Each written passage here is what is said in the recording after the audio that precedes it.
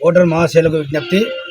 Anantapuram urban నియోజకవర్గం Telugu Desam party అభ్యర్థి దగ్గుబాటి వెంకటేశ్వర ప్రసాద్ గారికి మరియు అనంతపురం పార్లమెంట్ అభ్యర్థి అంబికా లక్ష్మీనారాయణ గారికి ప్రశాంతి నగర్లో ఇంటింటా ప్రచార కార్యక్రమంలో తెలుగుదేశం పార్టీ నాయకులు అదేవిధంగా మహిళా కార్యకర్తల నాయకులు ఉదయం నుంచి కూడా ప్రతి ఇంటికి వెళ్ళి తెలుగుదేశం పార్టీ రేపు అధికారంలోకి వచ్చిన తర్వాత సూపర్ 6 పథకాలు అభివృద్ధి పథకాల గురించి కూడా వివరిస్తూ రేపు అనంతపురంలో అభ్యర్థి అయినటువంటి దగ్గుబాటి వెంకటేశ్వర గెలిస్తే అండర్ గ్రౌండ్ డ్రైనేజీ, మరి తాగునీటి సమస్య, రింగ్ రోడ్డు, స్మార్ట్ సిటీ ఇవన్నీ కూడా డెవలప్మెంట్ అభివృద్ధి కార్యక్రమాలు చేస్తామని చెప్పేసి ప్రజలకు వివరించడం జరుగుతుంది.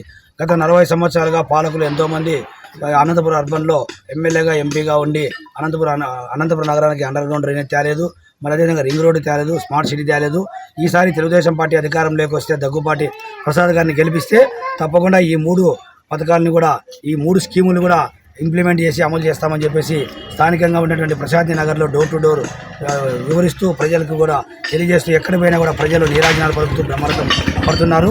చంద్రబాబు నాయుడు గారు గతంలో 2014లో అధికారంలో ఉన్నప్పుడు ఈ అనంతపురం జిల్లాలో పెనుగొండలో కియా పరిశ్రమ తెచ్చి ఒక 10 నుంచి 16,000 మంది ఉద్యోగస్తులకు ఉద్యోగాలు వచ్చే విధంగా నిరుద్యోగ యువతీయులకు అవకాశం కల్పించింది చంద్రబాబు నాయుడు గారే. మరి జగన్మోహన్ రెడ్డి గారు ఈ 5 సంవత్సరాల్లో ఒక్క పరిశ్రమన ఈ జిల్లాకు తెచ్చారంటే తెచ్చింది చేపల కోట్లు, అదేవిధంగా ఫిష్ కోట్లు తప్ప ఏమీ పెట్టలేదు.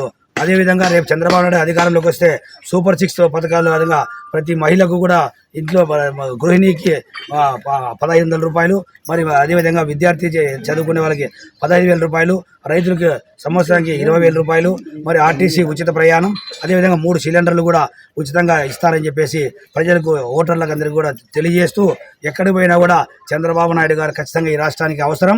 ఖచ్చితంగా చంద్రబాబు నాయుడు గారిని ఈసారి గెలిపిస్తాం. ఒక్క ఓటుతో ఒక్కసారి అవకాశం ఇచ్చి 5 సంవత్సరాలు మోసపోయినామని చెప్పేసి ప్రజలంతా కూడా చెప్తారు.